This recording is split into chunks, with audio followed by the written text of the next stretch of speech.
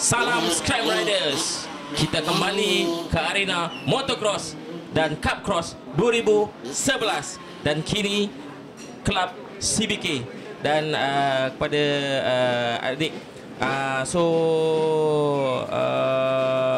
banyak sangat sponsor-sponsor kat sini kan. Okey, terangkan first nama, lepas tu harapan kita dan berapa dah kumpulan.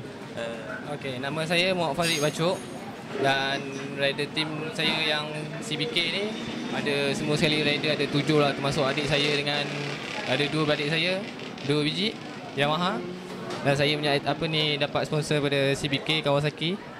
Dan saya punya harapan kepada rider kami ni semoga berjalan dengan lancar, dengan baik lah.